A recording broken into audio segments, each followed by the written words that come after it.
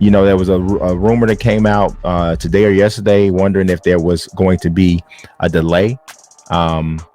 And just getting a feel around things, I wouldn't go that far yet, but I would, kind of have some level of trepidation about the release.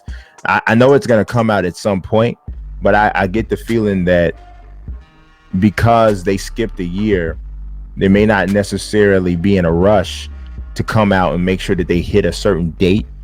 But obviously at the same time, while they may not be holding themselves to a specific release date window in accordance to previous versions, you still can't release a WWE game like at the end of November.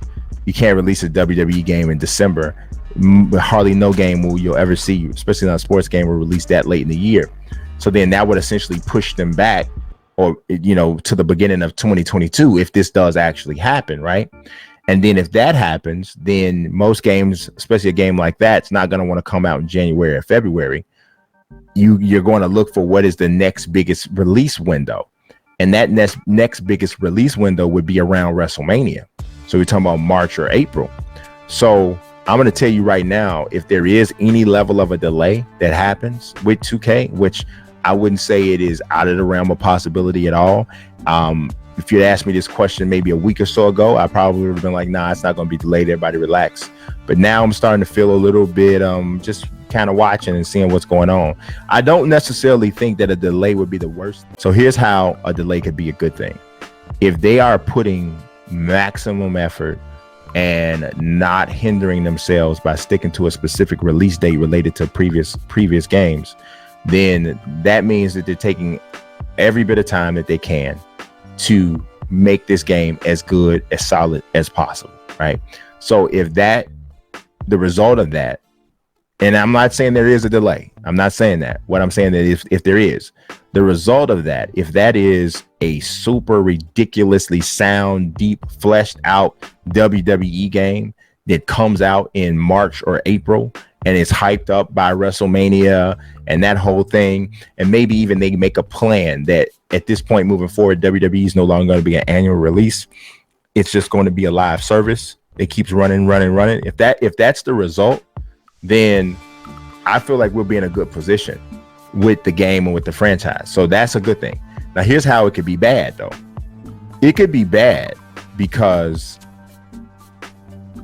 if AEW's wrestling game, and I don't know what the release date is for the wrestling code, but if AEW's wrestling game beats them out and when I say beats them out, I mean releases before them, which I gotta check. I don't know. Somebody tell me in the comment section what is the rumored release date for AEW.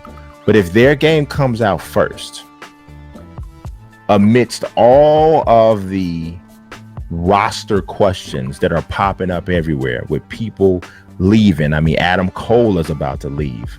Bray Wyatt's gone. I mean, Daniel Bryan's gone. There's so much. I mean, it feels like every other day you see some mainstay like name that has left the promotion. And so it you know what it reminds me? You know what it reminds me of?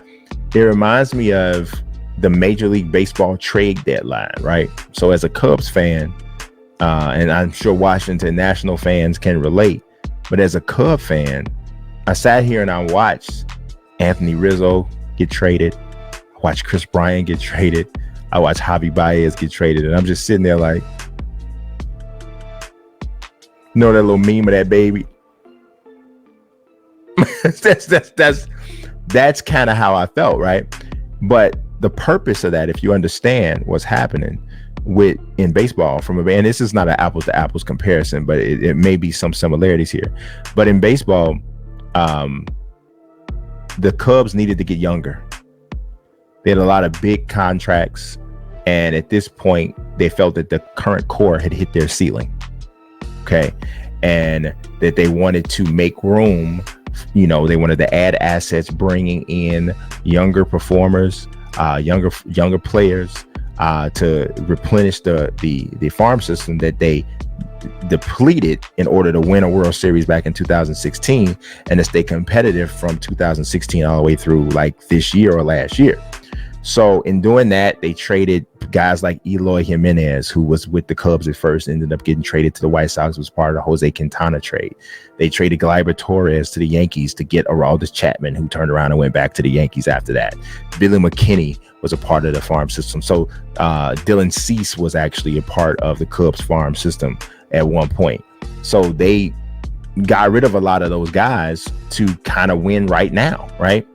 And so they were competitive for a while, but now it's a turnover time. So now they're in rebuilding mode. And I kind of feel like WWE is kind of putting themselves in that same position, right? They, you know, a lot of these established 30-something, maybe early 40s kind of wrestlers who have been a major part of WWE for the past 10 years or so.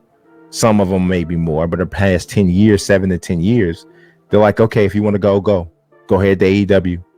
What we're going to do is, it feels like you're going to turn this over in some way, shape, or form to Triple H and allow Triple H to create all these brand new stars out of the youngest people that are still left with the promotion. So whoever wants out, you can go and get out. We're going to, you know, we'll grant you your release, whatever you want to do. But this is what we're going to do.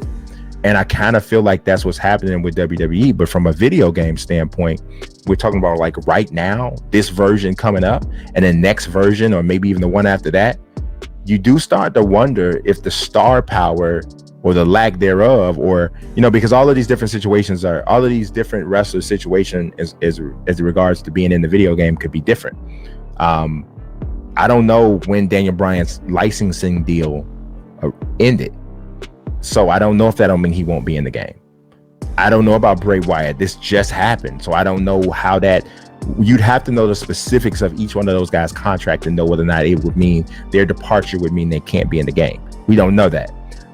But say, for instance, worst case scenario, all of those people that I named, you know, all of those people, I mean, even people like Aleister Black and all of the mass exodus that you've seen from the WWE, if none of those people can be in a WWE 2K game and AEW comes out before WWE 2K22, that makes me a little nervous on the WWE 2K side. I'm like, I know you're the WWE, I get it.